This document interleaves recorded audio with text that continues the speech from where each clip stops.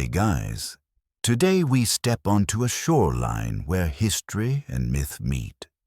The salt wind is sharp, the sand beneath your feet is pale and endless, and on the horizon a faint glimmer hints at a city that does not yet exist, but will one day claim to gather the entire world's knowledge beneath its roofs. Imagine yourself standing beside Alexander the Great. His cloak snaps in the sea breeze, his gaze fixed on a spit of land between the Mediterranean and a shallow inland lake. He bends, traces the shape of a city in flower, and for a moment the gulls scatter into the sky as if the gods themselves are deciding whether to approve his dream. You can almost hear him whisper, "Here, we will build forever. You probably won't survive this, at least not as the man or woman you are right now." Cities like this have a way of remaking everyone who dare step inside them. So, before you get comfortable, take a moment to like the video and subscribe, but only if you genuinely enjoy what I do here. And if you're listening right now, drop your location and local time. In the comments, I'd love to know where you're wandering from as we head into the past together. Now, dim the lights, maybe turn on a fan for that soft background hum, and let's ease into tonight's journey together. The story begins in the spring of 331 BCE. Alexander has just broken the back of the Persian Empire, yet he pauses here, at Egypt's northern coast, to dream not of battle, but of permanence. He sprinkles barley flour on the ground, a rough plan for his new city. The omen is immediate. Birds sweep down and devour the grain. The soldiers mutter in alarm, an ill sign surely, but the soothsayers smile. Prosperity, they insist. The sea will feed upon the city, and the city will feed the sea. It was a ruthless and romantic choice. To the west, deep harbors where fleets could anchor safely. To the south, Lake Mareotis, waiting to be linked by canals to the Nile, which in turn carried Egypt's grain like a great arterial lifeline from Africa's interior. To the east and north, jagged reefs and islands that could be tamed into breakwaters. This was no accident of geography, it was the blueprint of empire. A city planted here would not only command Egypt's fertile delta, but look out toward the Red Sea and, by extension, the riches of India. Alexander set his trusted architect Dinocrates to work. Picture broad avenues cut in straight lines across a blank canvas of sand, as if the ground itself had been forced into geometry. The canopic way, wide enough for armies to march and festivals to dazzle, stretched across the heart of the new settlement. A royal quarter rose where marble would one day shimmer in the heat. Beyond, Dinocrates imagined a causeway, the Heptastadion's Evanstadia, long, binding the city to the island of Pharos. What the architect could not know was that, in time, this very causeway would redirect the sea's currents, forming sheltered basins that would become the busiest harbors of the ancient Mediterranean. And on Pharos itself, this is where the dream-tilted into myth a lighthouse would rise, higher than any tower known before.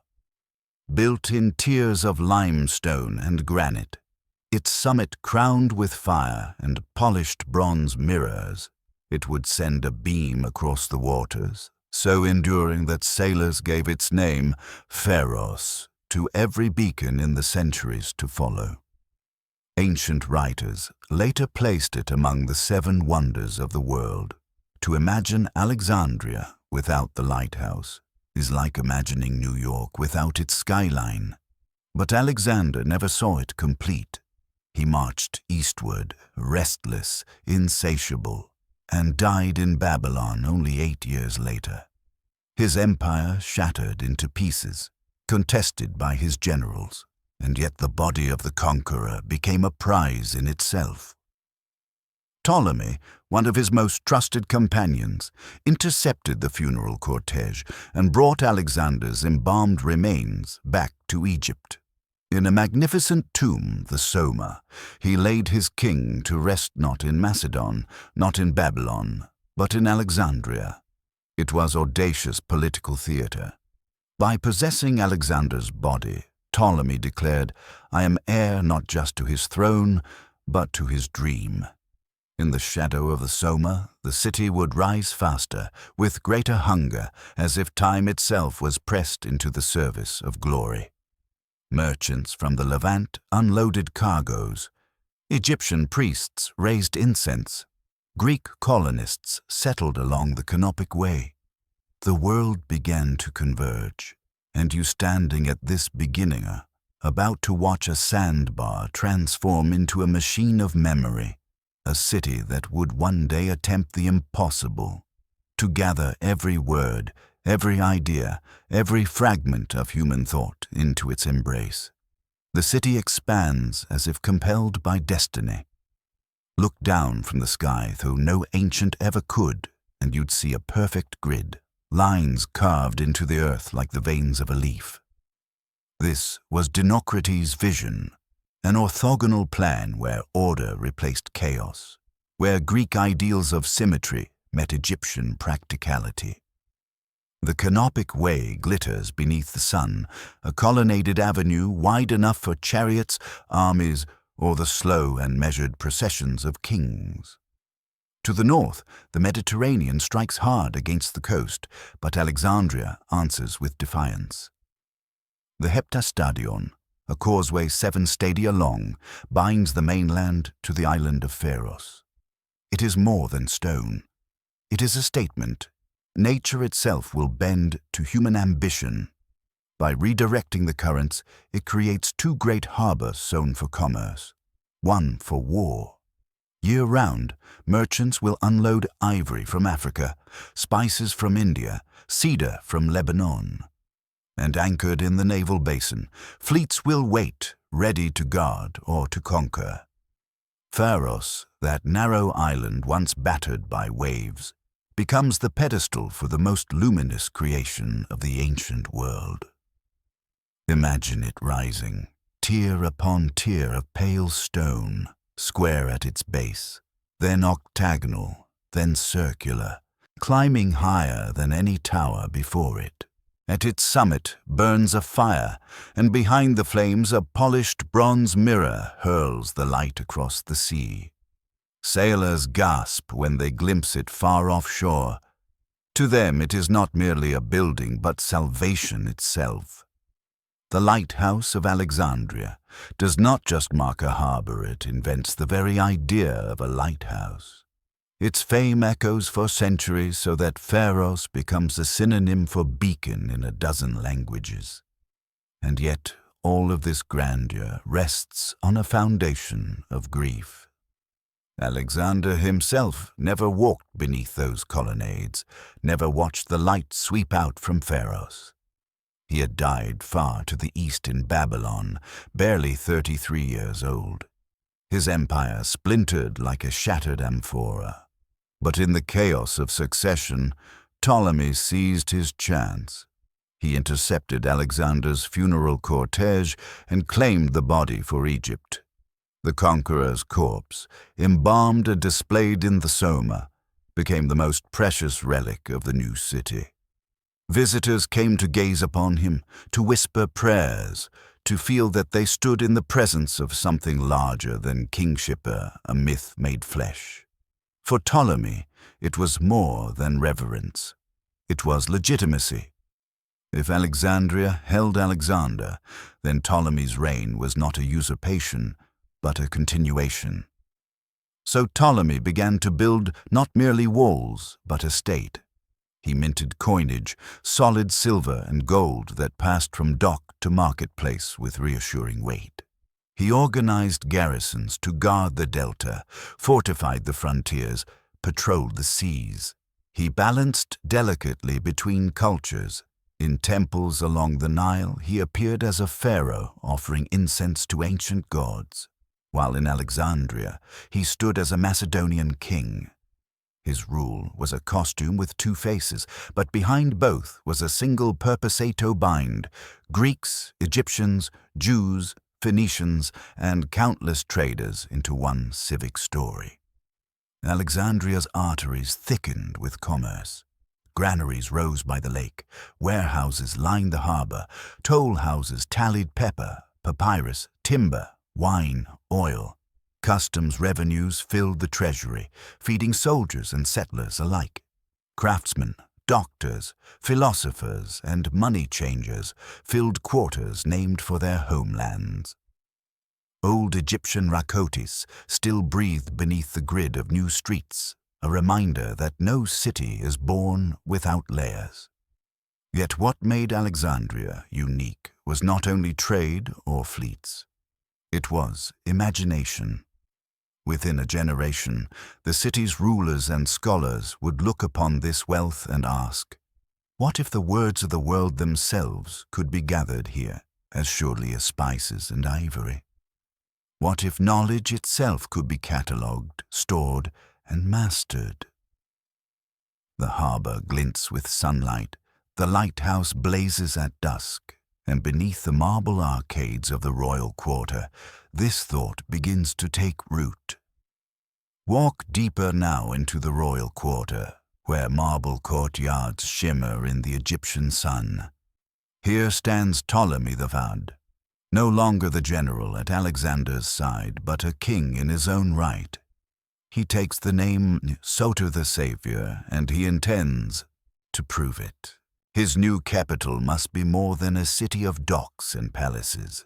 It must be a stage where the ancient gods of Egypt and the fresh myths of Greece speak in harmony, a place where coins, temples, and scrolls all tell the same story. Alexandria is the new heart of civilization. Ptolemy understood that power needs both muscle and myth. His soldiers patrolled the delta, fortifying the eastern frontier and securing the highways of grain that flowed toward the harbor.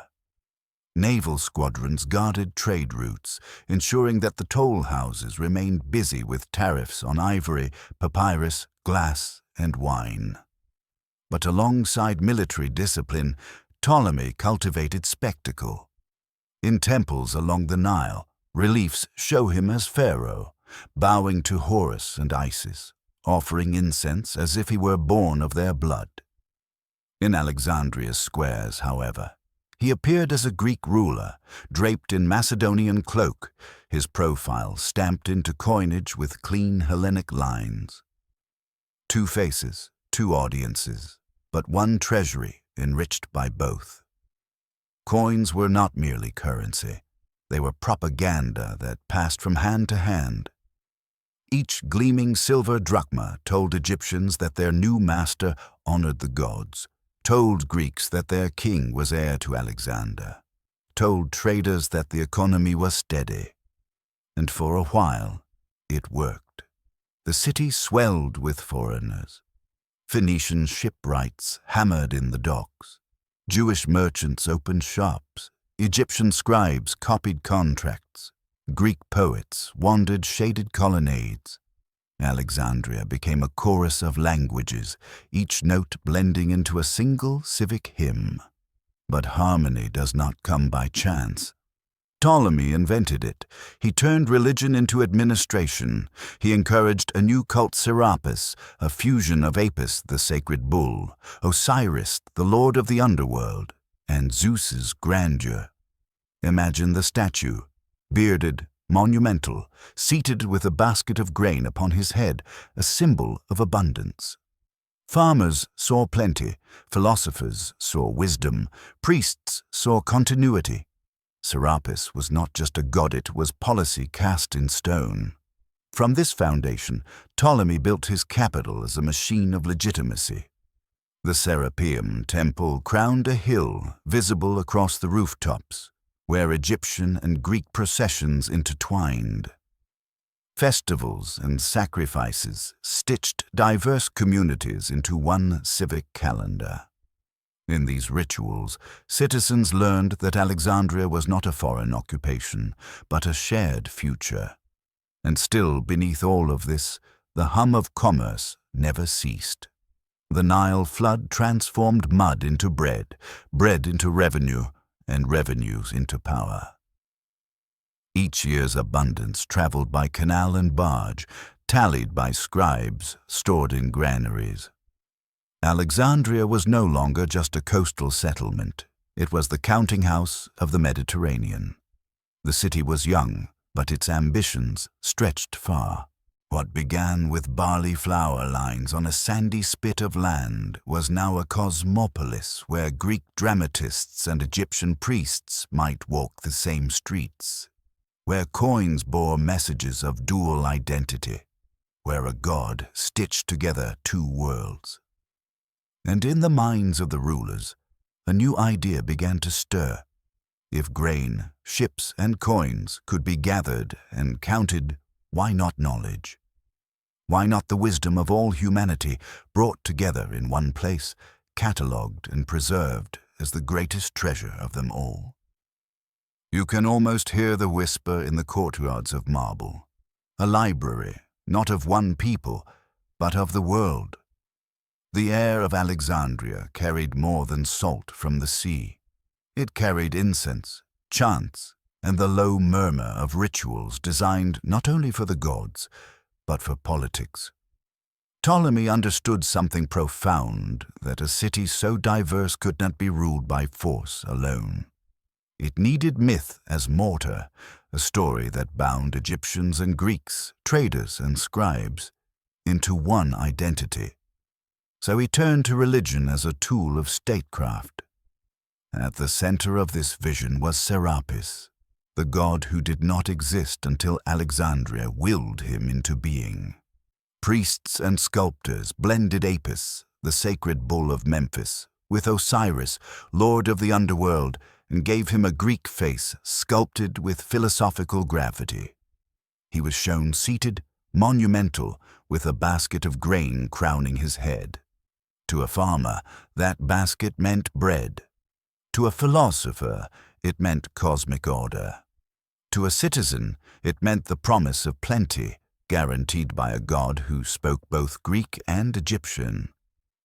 The cult of Serapis thrived in the Serapeum, a grand temple on a hill overlooking the city.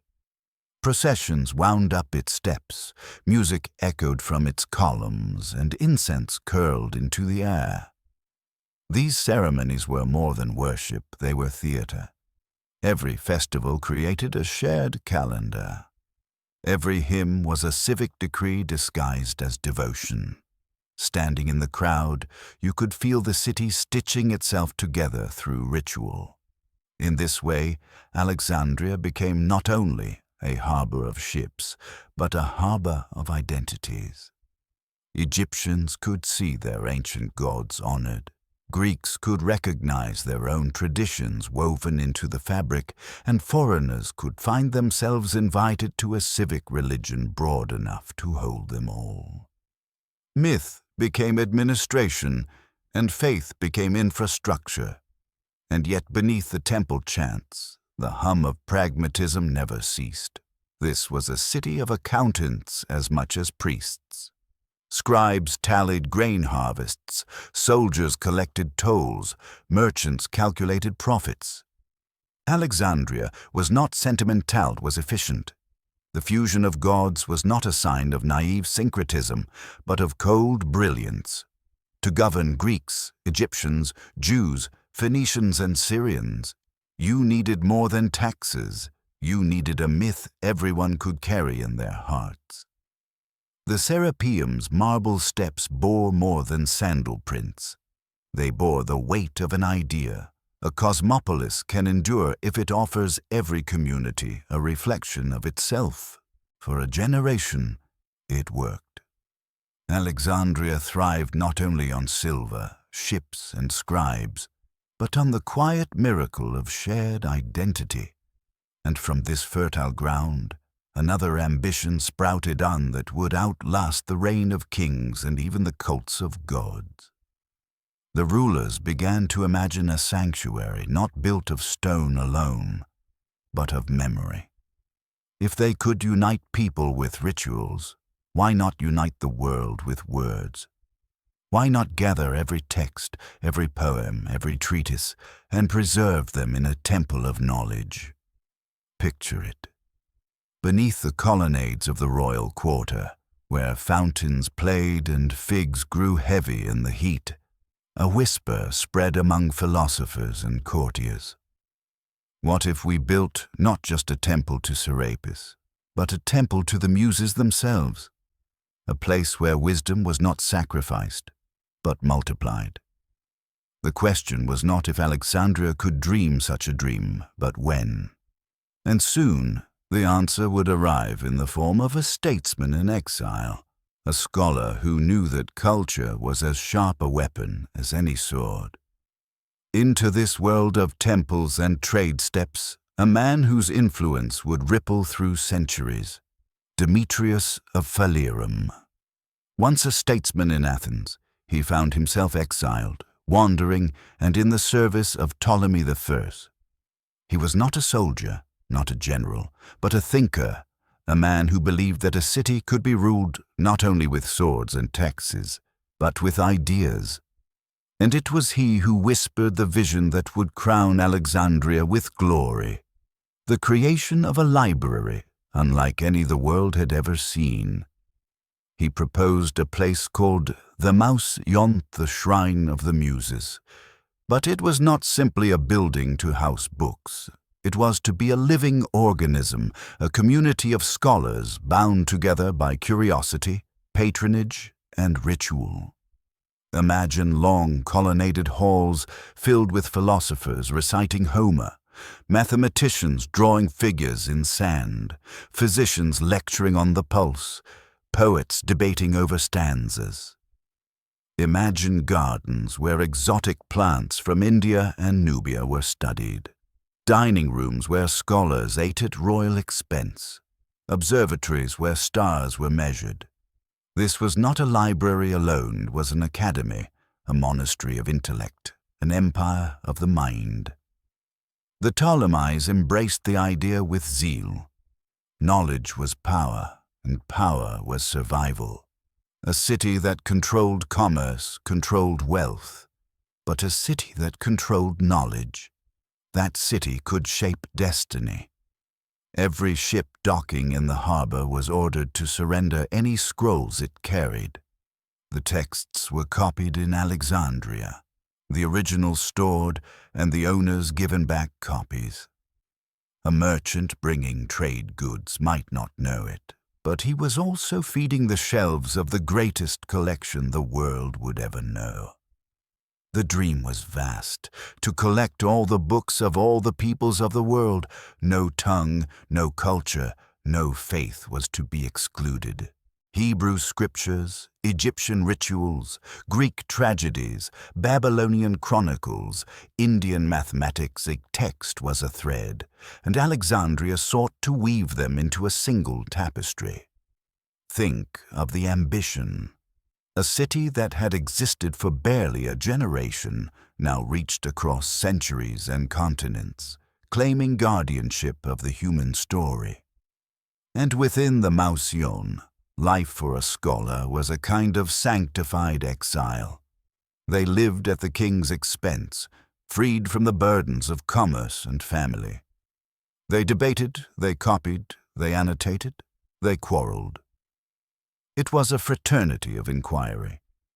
To walk into its courtyards was to feel the weight of ambition pressing down as surely as the marble columns overhead. Yet there was fragility too. For though the Mausion promised eternity, it was funded by kings whose moods shifted with politics and war. Scholars bowed when princes passed. Even the proudest philosopher knew his livelihood depended on royal favor. Still, the vow of the library was clear: to preserve, to order, to multiply, to create a space where memory itself became immortal. Picture it: the Mediterranean sun glowing across papyrus rolls, the hush of footsteps in colonnaded halls, the scent of oil lamps burning beside ink-stained tables. In that moment, Alexandria became more than a city. It became an idea that the whole world could be gathered, weighed, and made intelligible to all. Knowledge did not spring from stone alone. It required infrastructure, invisible yet relentless. The dream of Alexandria's library could not exist without the marsh cutters who waded into the Nile Delta, slicing reeds to harvest papyrus. Their hands worked the pith into ribbons, cross-laid and pressed, dried under Egypt's sun until the sheets bore a pale sheen. The finest grades gleamed like ivory, crisp enough to take ink without feathering, destined for royal archives.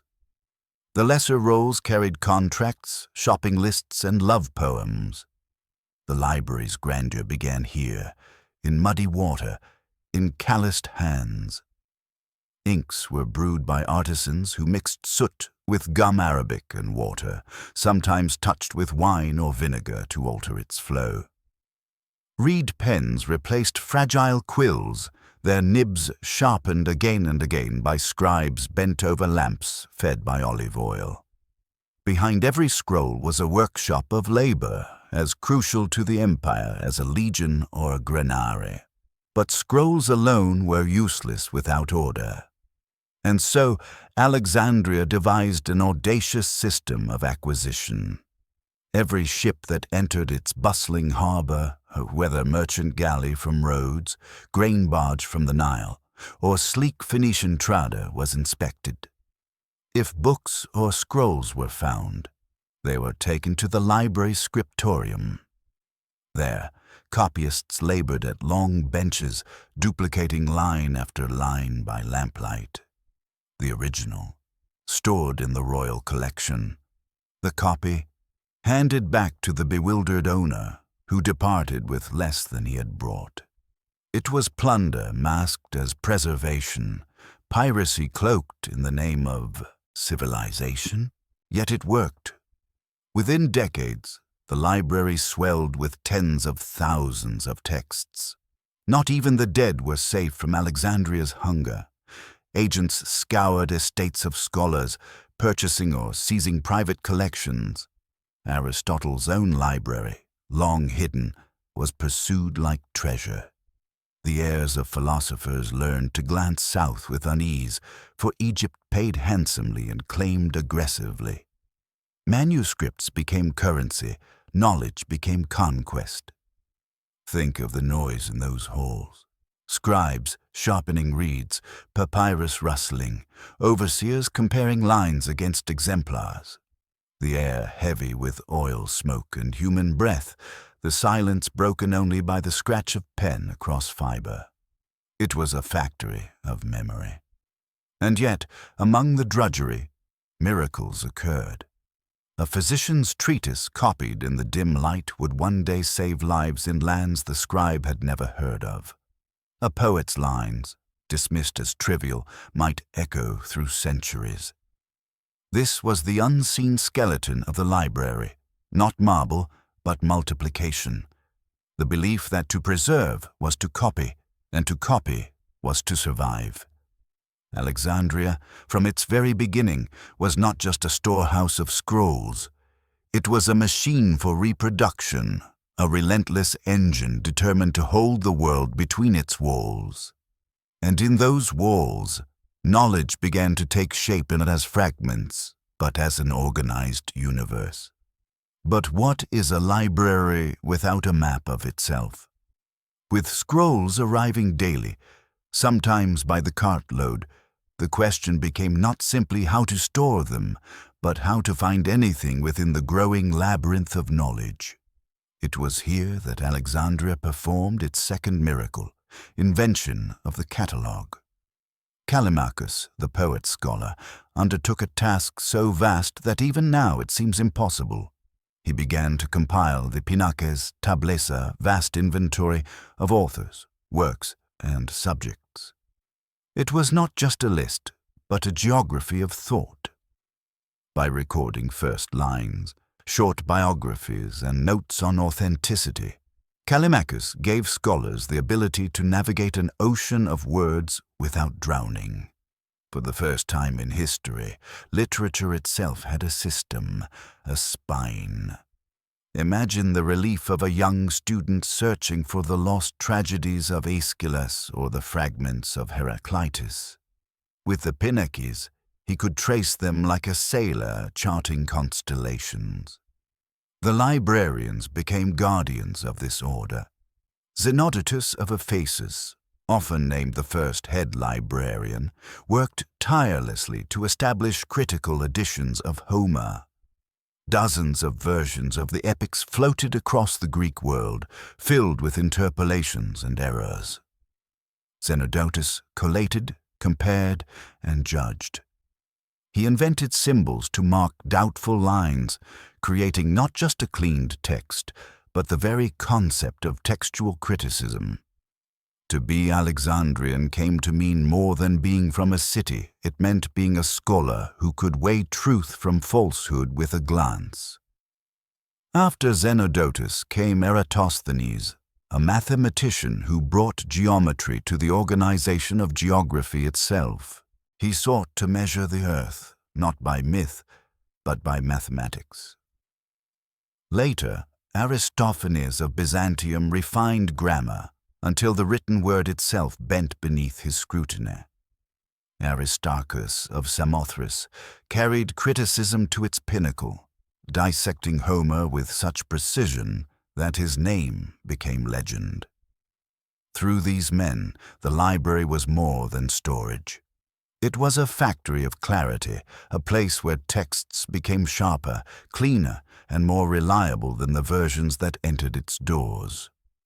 What had been a clutter of voices across the Mediterranean was transformed into something coherent. And yet, ambition did not stop at Greece. The Ptolemies wanted Alexandria to be a city where old traditions could be preserved by being made intelligible to others. Thus began translation projects of unprecedented scale. Most famous was the rendering of Hebrew scriptures into Greek, the Septuagint. Legend says 70 learned men worked in harmony, producing identical translations as if guided by divine hand. Legend or not, the result was real. Jewish communities across the Mediterranean gained a portable, Greek-speaking scripture. A bridge was built across cultures, one that carried faith and philosophy alike. Picture the scholars in their colonnaded halls, debating a verse, comparing texts, marking margins with ink-dark symbols. Outside, the harbor roared with trade, the lighthouse burned above the sea.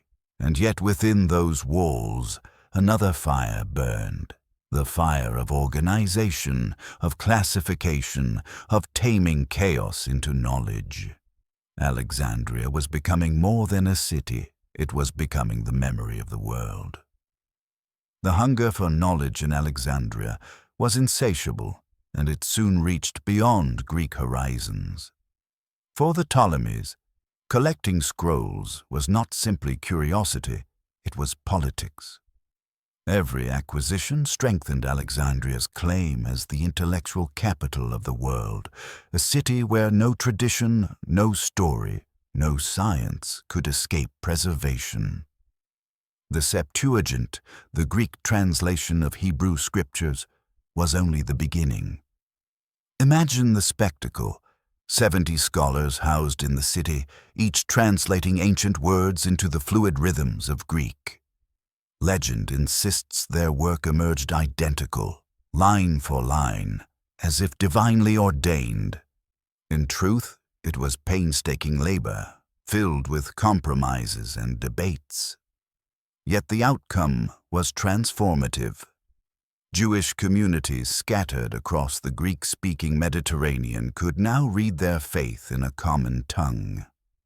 Alexandria became not merely a custodian of texts, but a meeting ground of civilizations.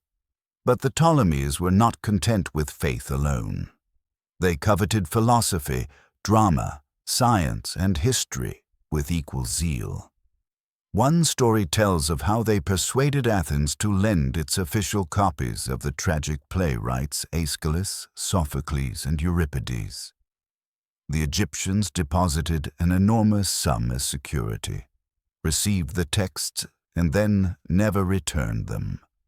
The penalty was forfeited without hesitation. For the Ptolemies, the price of owning the most authoritative versions of Greek tragedy was worth a king's ransom. Their agents scoured estates and libraries across the Mediterranean. When Aristotle's private collection passed through generations of heirs and was hidden to avoid confiscation, Alexandrian emissaries hunted it with the persistence of treasure seekers. Booksellers in distant cities learned that Egypt's gold followed the scent of parchment. Death of a philosopher. A fortune could be made selling his shelves southward. Rival cities fumed, for Alexandria's appetite bordered on predation. Yet none could match its resources, its harbor, or its determination. In the copying rooms of the library, the fruits of this voracious policy accumulated. Scrolls of Babylonian astronomy, Egyptian rituals, Indian mathematics, and Phoenician histories all found their way into Greek. Each translation was both preservation and transformation, fixing a tradition into a new language, giving it permanence and portability. Picture a day inside.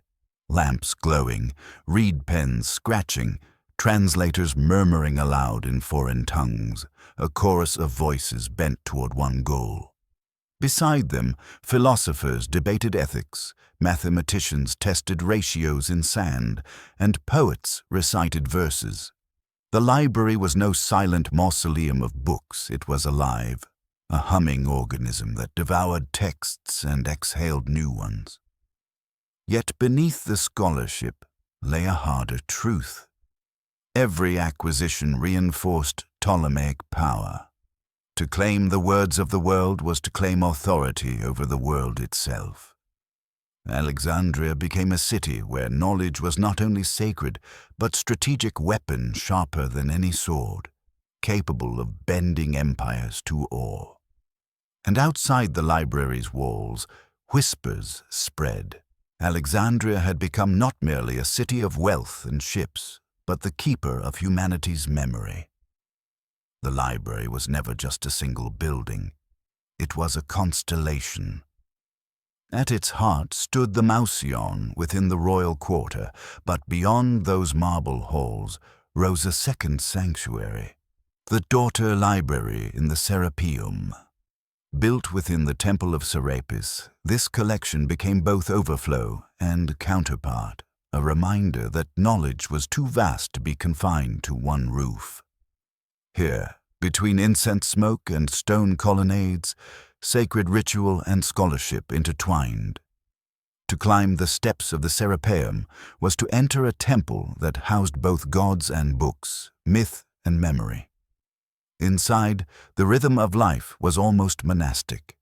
Scholars lived not as isolated collectors, but as a community.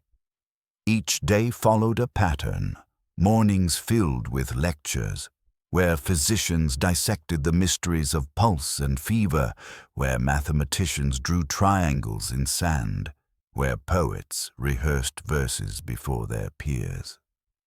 Afternoons were devoted to comparisons, scrolls laid side by side, errors corrected, commentaries written in cramped marginalia. Evenings brought recitals and disputations in the refectory, where debates could rage for hours over a single line of Homer. Knowledge was not status, it was contested, performed, sharpened like a blade. The scholars themselves became figures of fame and suspicion. Eratosthenes, the beta who measured the earth with astonishing accuracy, walked the same courtyards as Callimachus, whose Pnyx mapped literature as if it were geography. Aristarchus argued for a sun-centered cosmos while others laughed at his audacity. Rivalries flared, patronage determined status, and even among geniuses envy smoldered. Yet the friction of egos was productive. Sparks flew, and new ideas caught flame. Life was comfortable, if precarious. The king funded their food, their housing, their scrolls. Scholars dined at common tables, their meals supplied at royal expense. They were exempt from taxes, freed from military service, relieved of civic duties. But this privilege was tethered to royal favor. A new ruler, suspicious of dissent, could exile an entire cadre overnight, as would happen in darker chapters to come. Scholars knew that their sanctuary was also a cage, gilded though it was. Still, for decades, Alexandria thrived as a republic of letters within a monarchy of power. Imagine yourself strolling the colonnades at dusk. Oil lamps flicker, a mathematician mutters to himself as he counts shadows, a poet rehearses a verse beneath his breath, a translator dips his reed into ink while whispering Hebrew into Greek. Around you, the murmur of dozens of minds at work, each bent upon making memory immortal. The city outside swelled with noise merchants shouting in the harbor, children running through alleys, priests chanting in the Serapeum. But within these walls there was another kind of noise, the hum of thought, the breath of curiosity, the heartbeat of a civilization trying to bind itself together in words. Alexandria was not merely collecting the world. It was inventing what it meant to be a scholar, what it meant to dedicate a life to questions rather than conquests. Here, learning was not a pastime, it was the city's very purpose. If scrolls were the lifeblood of Alexandria, preservation was its heartbeat. The library's ambition demanded more than acquisition. It demanded endurance. Papyrus, fragile and prone to decay, could rot in Egypt's damp air, split beneath careless handling, or crumble with age. To hold the wisdom of the world required constant vigilance, and so Alexandria built an arsenal of preservation techniques that turned caretaking into a science. In the copy rooms, rolls were not simply stored, they were reborn. Scribes worked tirelessly to produce duplicates of texts threatened by mold or fraying edges. They anointed papyrus with cedar oil to slow decay, unrolled scrolls to inspect for wormholes, and when the damage grew too great, copied them anew. Each duplication carried risk errors, omissions, even accidental interpolations, but it also granted survival. Every fresh copy was a gamble with time, a bet that the words would outlive the papyrus that carried them. Cataloging itself became a form of preservation. Callimachus's pinnaces did more than list works, it authenticated them. Scholars scrawled notations in margins, weighing which verses of Homer were genuine, which passages of tragedy were forgeries. To preserve was to decide, to edit, to mark with the judgment of posterity. In this way, the library did not merely store knowledge, it sculpted it, shaping what would be remembered and what would be lost. The practical work was endless. Oil lamps needed trimming, scrolls needed retying, storage rooms needed dusting. But there was ritual in these routines, a sense that each act, however small, is part of something cosmic. A librarian bending over a scroll with a damp cloth was no less a priest than the officiant in the Serapeum. Both served continuity, both labored to keep their charges alive. Consider the symbolism. Outside the city, pyramids still loomed over the desert, monuments to eternity carved in stone. Inside Alexandria, the library pursued eternity on papyrus, fragile reeds pressed into pages of memory. The pyramids sought immortality for kings. The library sought it for thought. But there was also an ethical dimension. To preserve was to make accessible. Scholars in Alexandria debated fiercely about how much to alter a text to save it, how much to mark it with their own corrections. Was it better to transmit a flawed verse than none at all? Could a damaged medical treatise still heal? These questions haunt us even now in our digital age, when corrupt files and shifting formats echo the dilemmas of scroll and ink. The library's creed was clear. No text was too trivial, no language too obscure. Preservation was a civic duty, not a luxury. And in fulfilling it, Alexandria became something greater than a royal project. It became a custodian of humanity itself. Within the quiet of the Maussion, the greatest minds of the age bent themselves to questions that reached beyond the walls of the city, beyond even the horizon. Mathematics and astronomy flourished here as if Alexandria itself were a second sky, reflecting the constellations above. Euclid, cloaked in patience and precision, composed his elements. Imagine him at a low wooden desk, drawing lines and angles with a compass, each proof building on the last, until geometry itself became a cathedral of logic. For centuries to come, students across continents would learn to think by walking those steps, proposition by proposition, as though guided by Euclid's hand across time. Nearby, Apollonius probed the mysteries of conic sections, ellipses, parabolas, hyperbolas, curves that would, millennia later, guide the flight of planets and spacecraft. To his peers, these were elegant abstractions. To us, they are the language of the cosmos itself.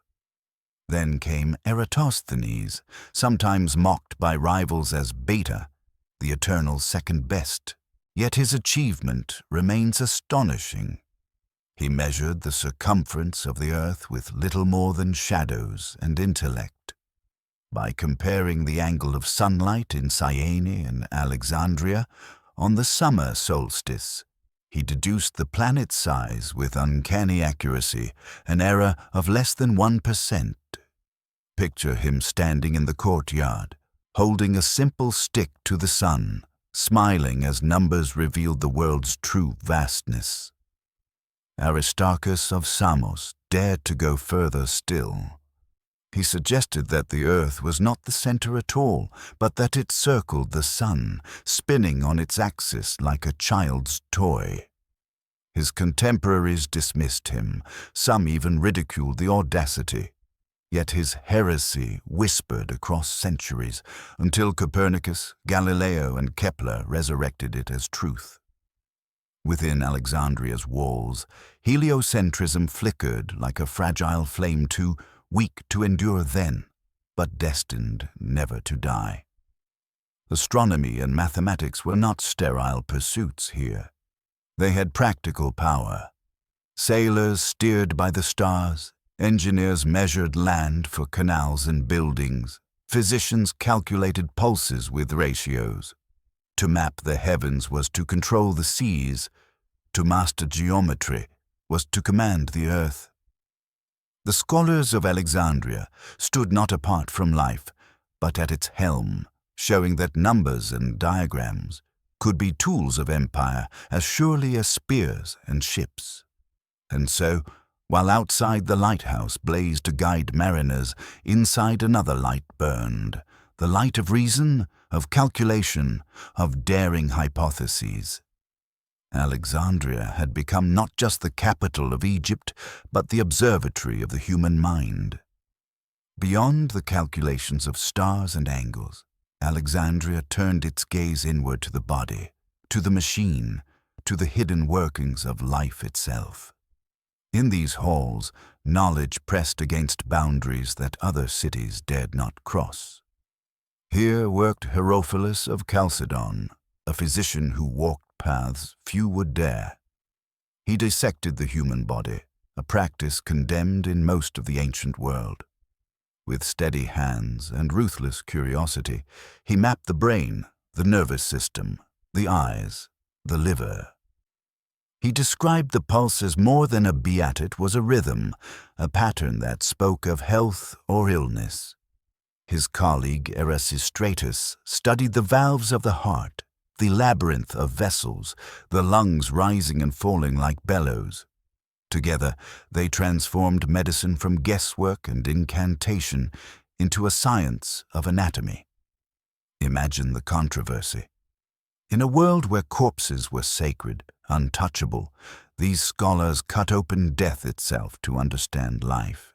Their findings spread slowly, filtered through students and copies, but their courage set medicine on a path still unfolding in hospitals today.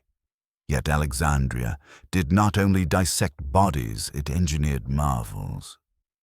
Ctesibius, a humble barber's son turned inventor, created devices that seemed to border on magic. He built water clocks that measured time with trickling precision, pumps that drew liquid from the depths, and organs that sang with compressed air. From his experiments grew the field of pneumatics, the study of air and pressure, which would echo into hydraulics and mechanics for centuries. His heir in ingenuity, hero of Alexandria, turned theory into spectacle.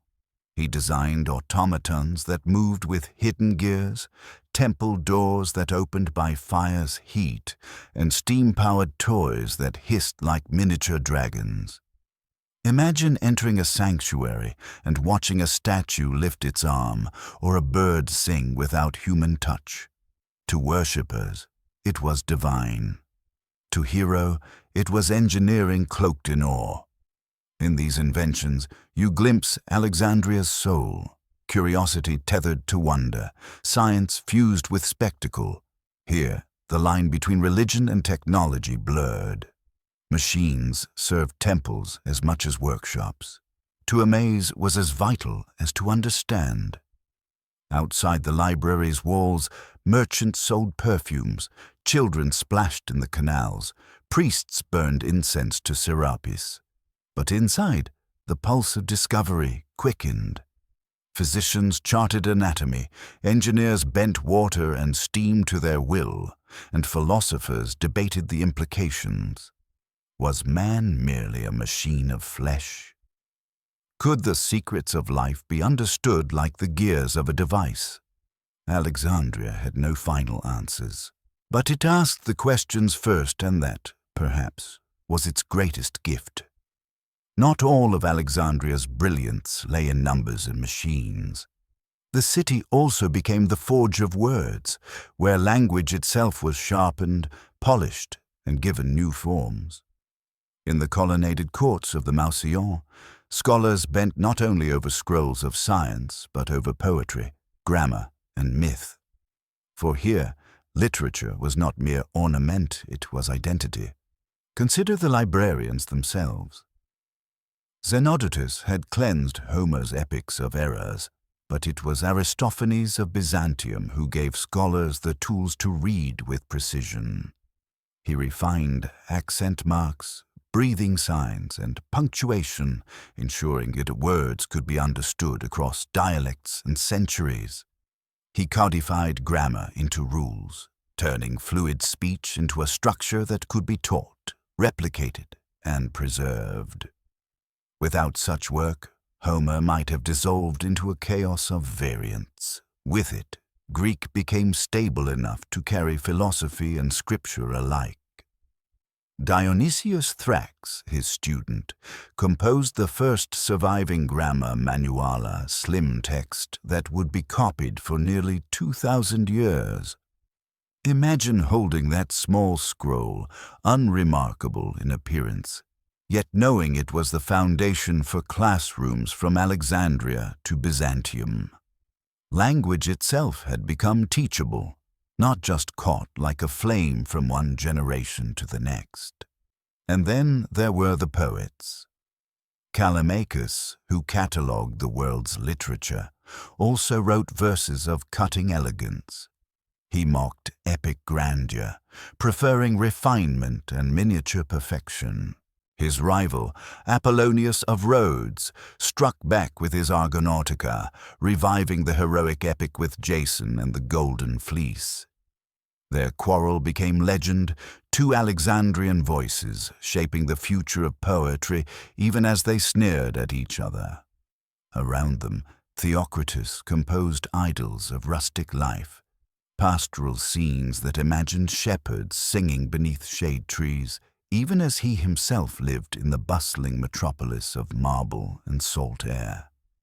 It was a paradox, a city of industry, docks and laboratories producing poems of shepherds and nymphs.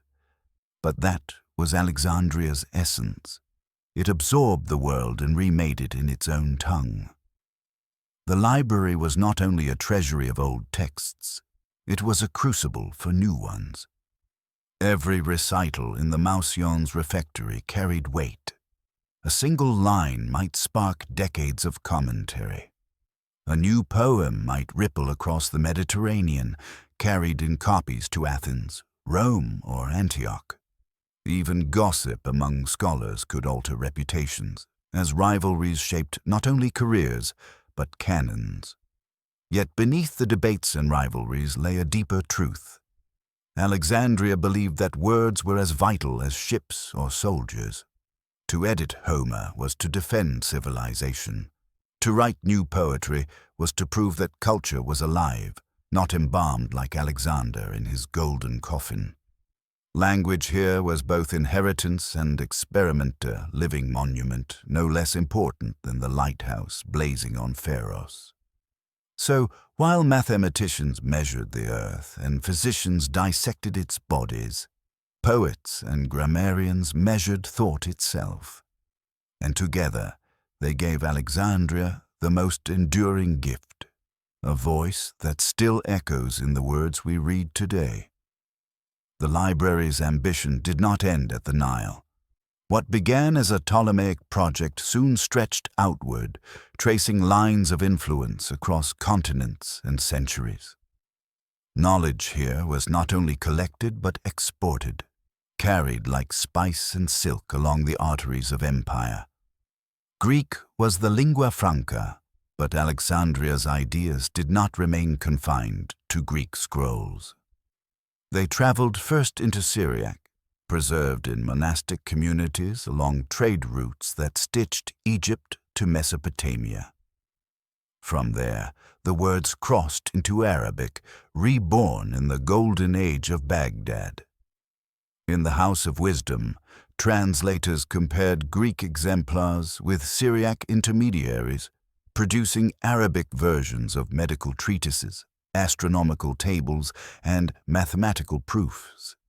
Accuracy was prized not as pedantry, but as civic virtue. To mistranslate a text was not merely an error, it was a sin against knowledge itself.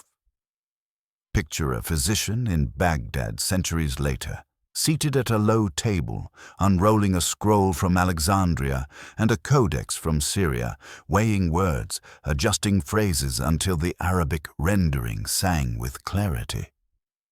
His work was not nostalgia for a fallen city, it was continuity. The Alexandrian conviction that knowledge must be precise lived on in new languages. And when Latin Europe awoke from its own long night, it turned to these Arabic texts.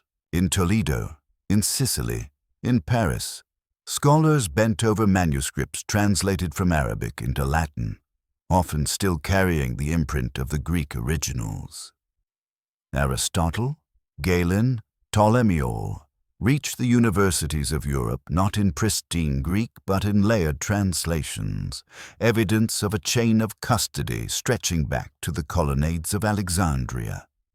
The medieval scholastic world, the very foundations of European science and philosophy, was built upon the scaffolding of Alexandrian ambition.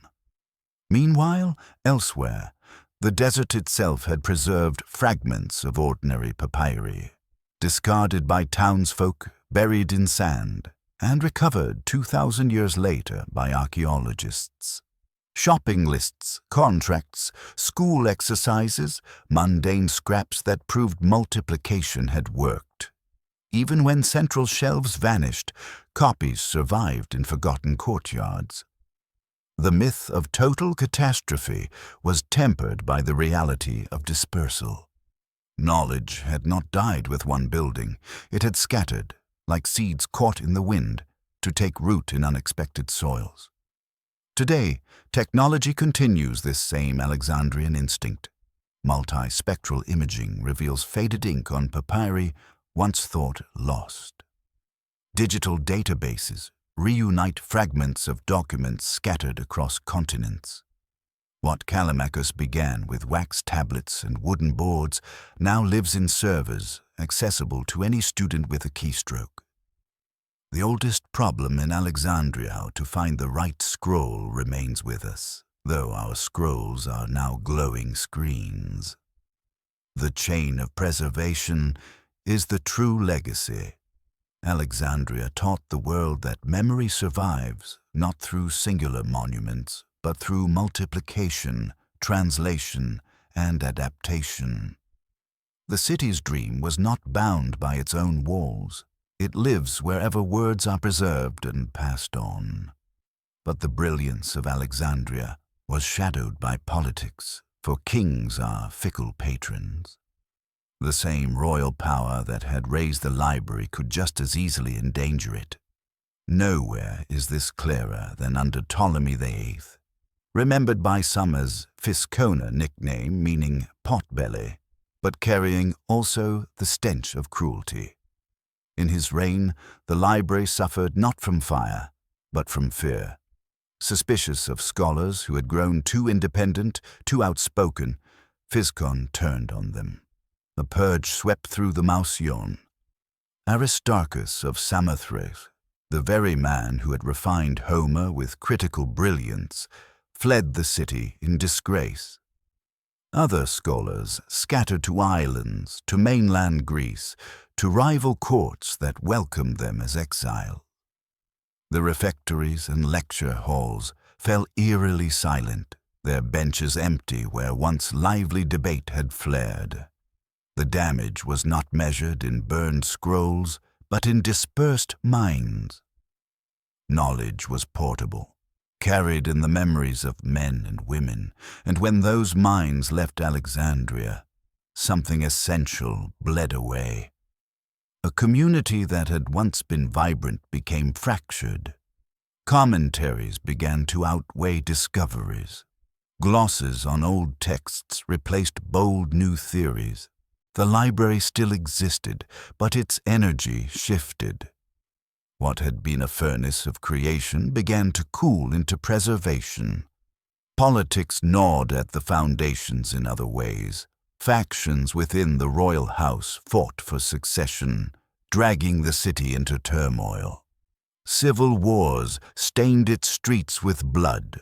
Foreign armies camped at its gates, and even the great lighthouse stood watch over riots instead of festivals. Each new ruler sought legitimacy by claiming patronage of the Mausion, but their motives grew increasingly pragmatic. Scholars became pawns in dynastic games, their stipends threatened whenever loyalties were questioned. And yet, even in decline, the library remained a prize. Rival kings envied it, poets still dreamed of it, philosophers still longed to walk its shaded courtyards. To possess Alexandria's shelves was to claim not only books, but authority. That hunger, both reverent and predatory, would draw the city into even greater peril when Rome entered its story. For now, though, imagine those once crowded halls, half deserted. Scrolls still lined the shelves. Lamps still flickered in the evening, but the debates were muted, the laughter scarce. A scholar bent over a manuscript might pause and wonder if he would be next to depart, if the words he was preserving would outlast the city that claimed to protect them. The library was not dead, but something in its spirit had shifted. From discovery to commentary, from daring to caution. It still held the memory of the world, but its pulse was weaker, its breath shallow. Decline is rarely sudden, but fire can make it feel so. The most famous blaze associated with Alexandria came in the days of Julius Caesar, when politics and passion converged in the city's harbors. It was 48 BCE, and Caesar found himself entangled not only in the civil wars of Rome, but in the rivalries of the Ptolemaic court. Cleopatra and her brother Ptolemy III vied for power, and Caesar, besieged in Alexandria, allied himself with the queen. Trapped near the harbor, he made a desperate choice: to set fire to the Egyptian fleet to prevent it from falling into enemy hands. Flames leapt from ship to ship, spreading to the docks, and from there to the storehouses that lined the waterfront. Ancient writers disagreed on the scale of the loss. Seneca claimed that 40,000 scrolls perished. Plutarch insisted that Caesar burned the great library. Strabo, who later lived in Alexandria, spoke of warehouses consumed by fire, but not the Mausion itself. The accounts are like smoke-dense, shifting, impossible to grasp fully. Did the main library vanish in those flames, or only part of its holdings? The truth hides behind contradictions, and historians have argued for centuries. What is certain is the symbolism. The image of papyrus rolls curling into ash, of words vanishing into black smoke, has haunted imaginations ever since. It gave rise to the enduring myth of a single catastrophic burning that erased the wisdom of the world. But myths oversimplify. Alexandria's story was not one of a single night's destruction, but of many centuries' attrition. Still, picture that night: the crackle of timbers, the roar of flames, the screams of sailors, the frantic flight of merchants trying to salvage goods. Somewhere in the chaos, scrolls toppled, fire caught, and voices older than empires dissolved into cinders. A physician's remedy, a poet's lyric, a philosopher's thought, all rising with the smoke to vanish into the night sky. And yet, Alexandria endured. Caesar emerged triumphant, Cleopatra secured her throne, and the Mausion survived, at least in part.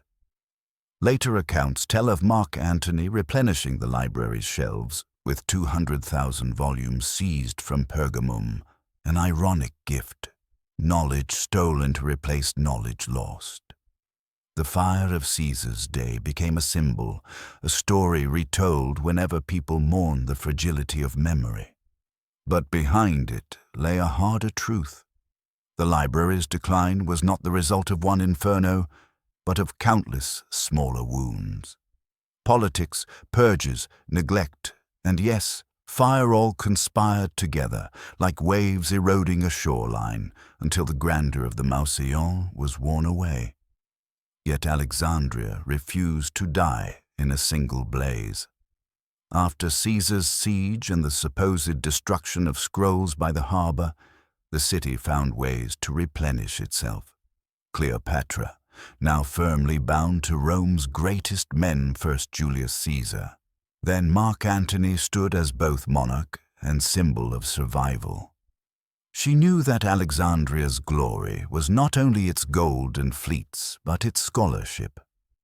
Mark Antony, eager to please her and to restore what had been lost, famously gifted the library hundreds of thousands of volumes seized from Pergamum. The irony was sharp. One great library replenished at the cost of another, but the result was practical. Alexandria's shelves filled again. The loss had been painful, but not terminal. The dream endured.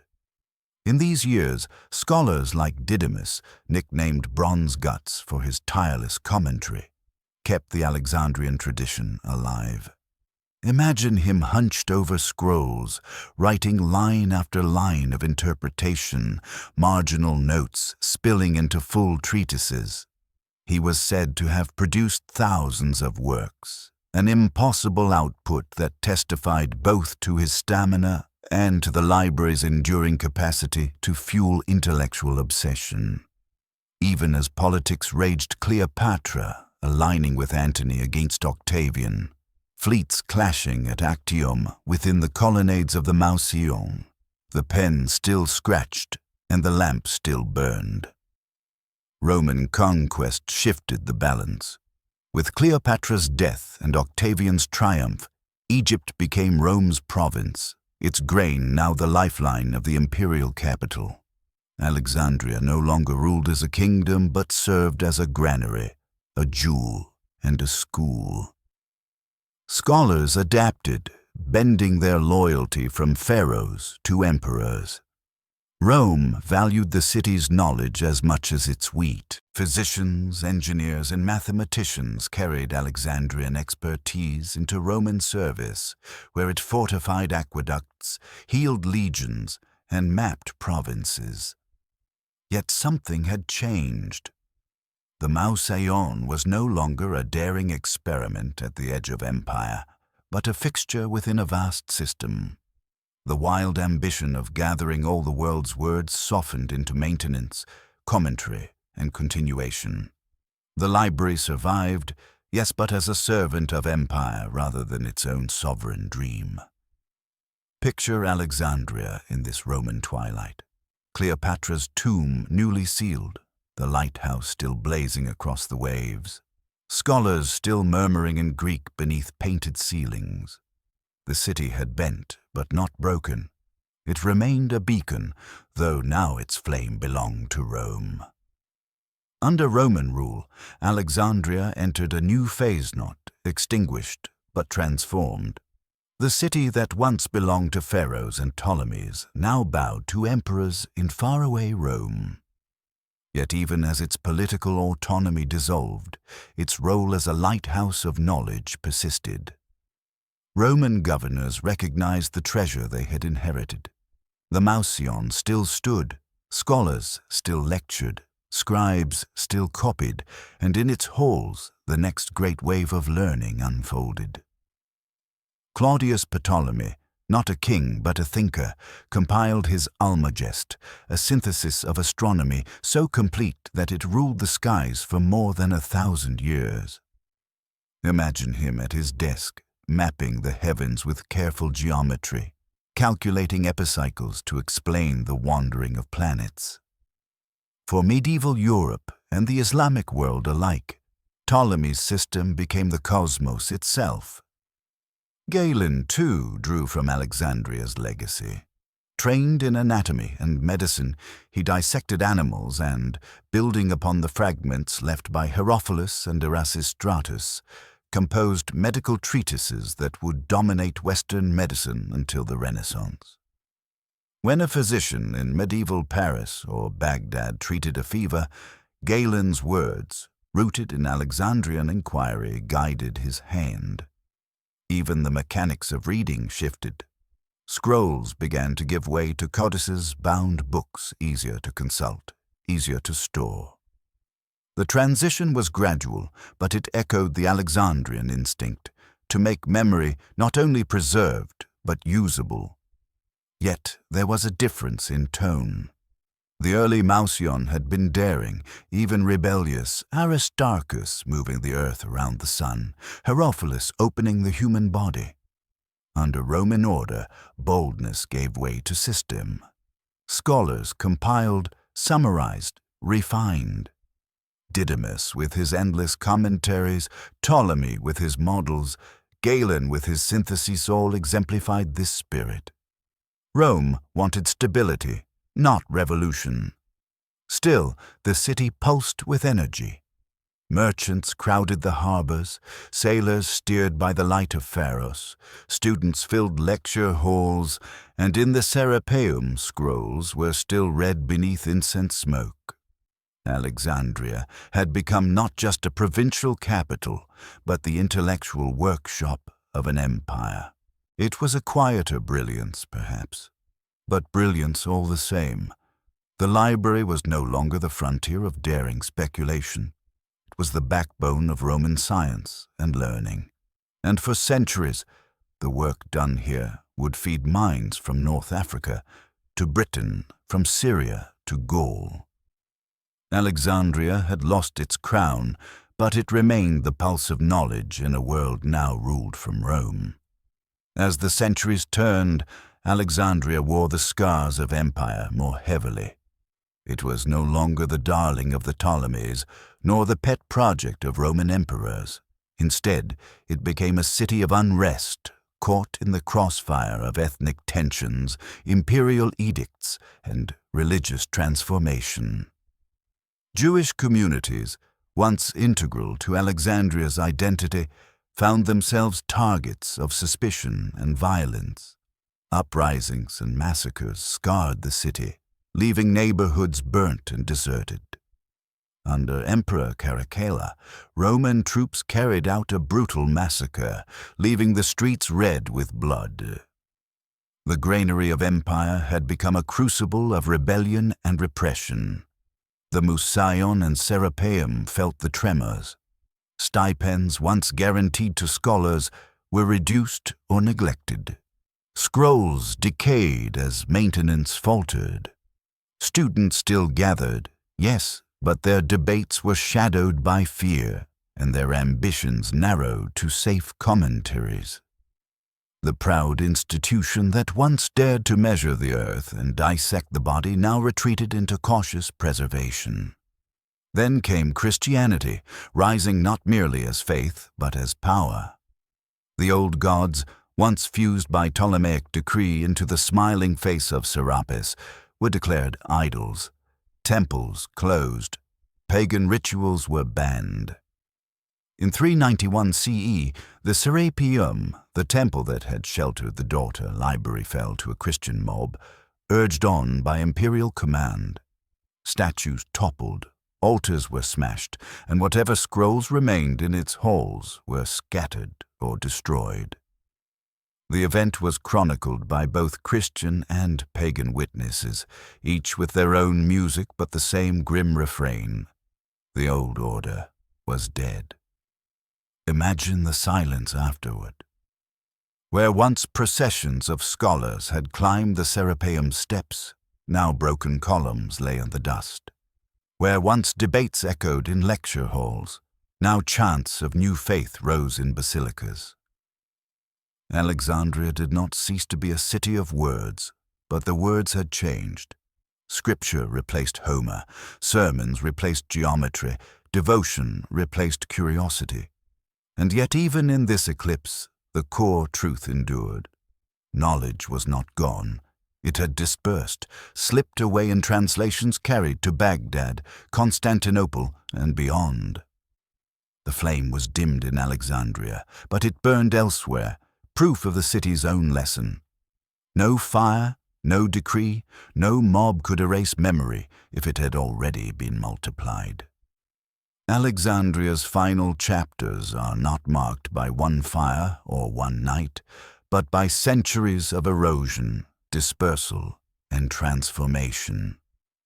The myth of a single catastrophic burning is powerful, but reality is more complicated.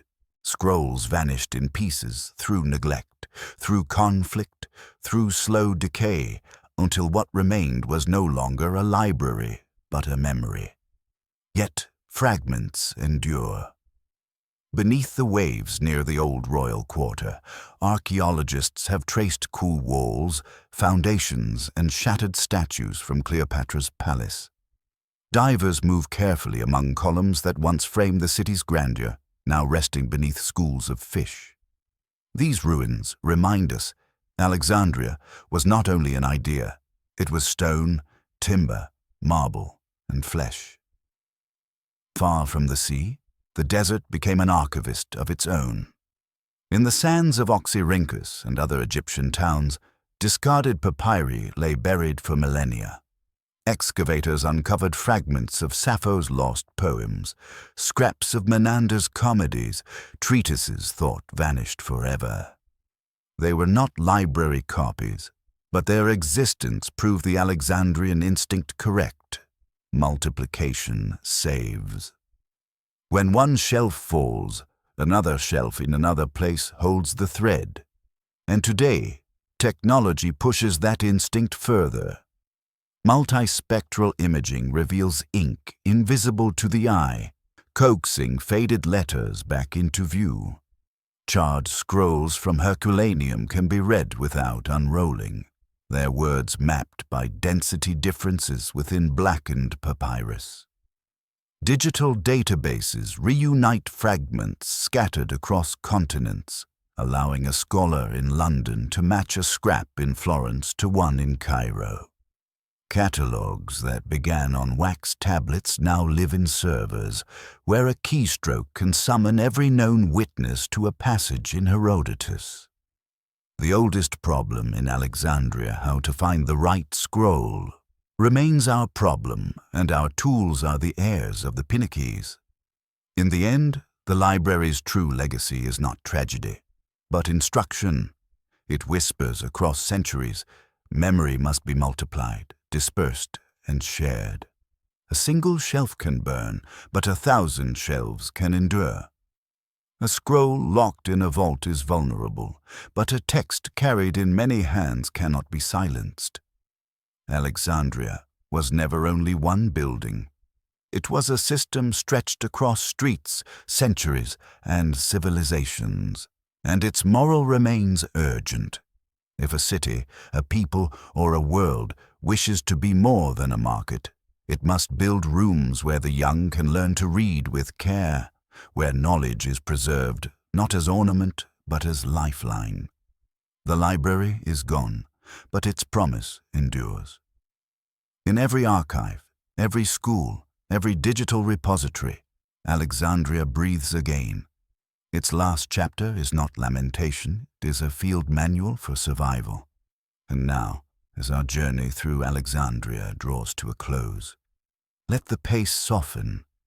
You've walked through sunlit courtyards, heard the scratch of reed pens, watched fire rise on Pharos, and felt the silence when scrolls fell into ash. But here, at the edge of the story, let the noise fade, as if the waves of the Mediterranean were lapping gently against the shore at night. Picture yourself seated in the royal quarter long after the scholars have gone, after the lamps have burned out. The halls are empty, the scrolls scattered, but the air still carries a faint echo, the whisper of voices debating, chanting, wondering. Knowledge is never truly silent. It lingers, like a breeze that moves, even when you cannot see its hand. The lesson of Alexandria is not sorrow, but resilience. For every text that perished, others survived in hidden cupboards, in desert sands, in translations that carried meaning across centuries. The flame of curiosity is not easily quenched. It flickers, it wanders, it hides, but it always finds a way to reignite. So let your breathing slow. Imagine the library not as ruins or ash, but as a lantern passed from hand to hand across ages. Every book on your shelf, every story read by candlelight, every database glowing on a screen is part of that same chain. You are, in your own quiet way, a keeper of Alexandria. The night is deepening now. The lighthouse on Pharos no longer burns, but the stars above still shimmer, eternal beacons in the sky. Let them guide you gently into rest, as if you too were drifting across calm waters toward safe harbor. The library sleeps, but memory endures.